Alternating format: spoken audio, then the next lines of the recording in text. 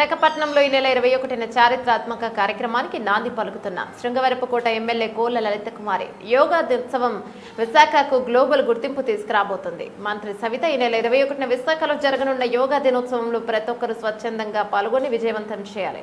MLA Inturi Nageswararao Yogandhra 2025 సమీక్ష సమావేశంలో పాల్గొన్న బీసీ సంక్షేమం చేనేత శాఖ మంత్రి వర్యులు సవిత ఎమ్మెల్యే ఇంటూరి నాగేశ్వరరావు లక్కవరపుకోట విశాఖను యోగా ప్రపంచ పటంలో నిలబెట్టే అవకాశం ఇదని యోగాంధ్ర 2025 అవగాహన సమావేశంలో ఎస్కోట శాసనసభ్యురాలు శ్రీమతి కోళ్ల లలిత కుమారి తెలిపారు.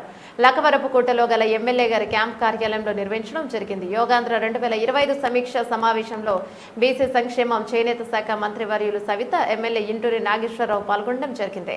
ప్రముఖ యోగా దినోత్సవాన్ని ఘనంగా నిర్వహించేందుకు అవసరమైన అన్ని సదుపాయాలను కల్పిస్తున్నామని తెలిపారు. యోగా ఉత్సవం విశాఖకు గ్లోబల్ గుర్తింపు తీసుకురాబోతోందని మంత్రి సవిత తెలిపారు.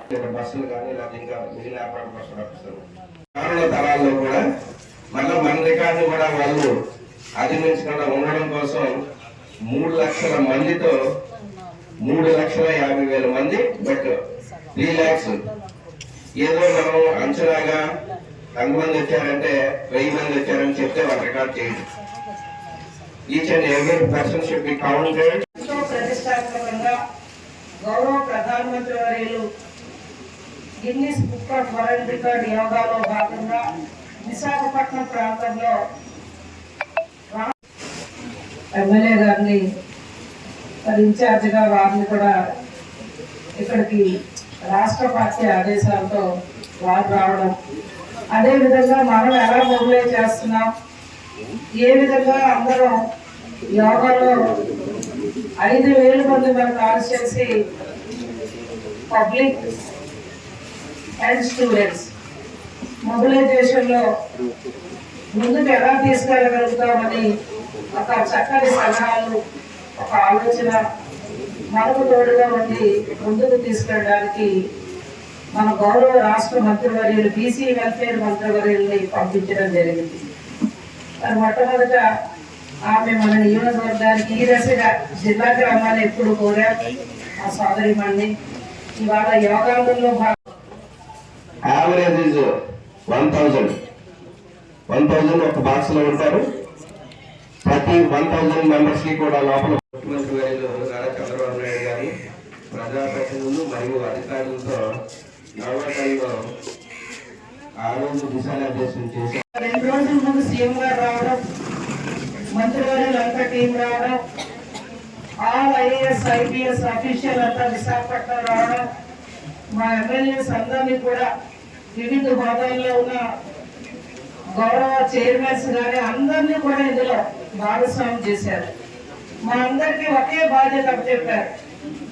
ఈనాటి ప్రస్తుత సమాజంలో మనకి ఆరోగ్యమే మహాభాగ్యం ప్రతి మనిషికి. అందులో యోగా అనేది అసలు నిజంగా నిత్య జీవితంలో ఒక పాల్గొనడం మనం అయితే చేయగలిగితే దాన్ని మించిన ఆస్తి ఇంకేముండదు. కానీ నాతో కలిపి మనందరికీ సమాజంలో పరుగు జీవితాలు, అభద్రత బాగుపడత చేస్తే అసలు నిజంగా ఎంతో ఆరోగ్యంగా మనం ఉంటాం. మన గ్రామీణ ప్రాంతాల్లో మనం కొంత నాతో కలిపి మనకున్న పని ఒత్తిడి కారణము, మనకున్న ఉదయం లేచిన దగ్గర నుంచి రైతాంగానికి అయితే పాలు, పాడి, వ్యవసాయ పనులు, ఇలాగా ప్రభుత్వ అధికారులు కూడా ఈరోజు అనేక ఒత్తిడికి గురవుతూ వాళ్ళు కూడా కొంత సమయాన్ని కేటాయించుకుంటే అందరం బాగుంటుంది ఆరోగ్యం. కానీ ఈనాటి యుగంలో మనం అందరూ చిన్న అశ్రద్ధ అయితే చేస్తున్నాం, నాతో కలిపి మందుల బారిన కూడా పడుతున్నాం. కానీ మనం మారాలి. మనల్ని చూసి మన చిన్నారులు, మన భవిష్యత్ తరాలన్నీ కూడా ఇవి అవగాహన పెంచుకొని యోగాలో భాగస్వామ్యం అవ్వాలనేది నాగేశ్వరరావు గారికి, అదేవిధంగా మన కృష్ణ గారికి, మరి ఇక్కడ వేదికతో ఎన్డీఏ కూటమి నాయకులకు, అదేవిధంగా ఆర్డీఓ గారికి, వచ్చిన అధికారులకు, మరి ఎన్డీఏ కూటమి నాయకులకు, ఎలక్ట్రానిక్ మీడియా, ప్రింట్ మీడియా సోదరులు అందరికీ ఆరోగ్యమే మహాభాగ్యాలుగా అందరికీ కూడా రాష్ట్ర ప్రజలందరూ కూడా దర్శనం చేసుకున్నట్టుగా ఈ రాష్ట్రాన్ని ఒక మంచి ఆరోగ్య రాష్ట్రంగా తీర్చిదిద్దాలని చెప్పి గౌరవ ముఖ్యమంత్రి గారు ఏ విధంగా 75 సంవత్సరాల వయసులో ఏ విధంగా తిప్పేస్తున్నాడో మేము గంట మాట్లాడాలని ఉంచేవారంటేనే ఇబ్బంది పరిస్థితి. అలాగే 75 సంవత్సరాల వయసులో కూడా 2 గంటలు కానీ 3 గంటలు కానీ మమ్మల్ని అందరం ఒక చోట ముందుకు వెళ్తున్న ఆయన ఓపికకి కారణం ఆయన నిద్ర వస్తే ఆయన యోగా కానీ ఆయన ఎక్సర్సైజ్ కానీ ఆయన క్రమశిక్షణ మనందరం కూడా ఈ రాష్ట్రంలో ఉన్న అన్ని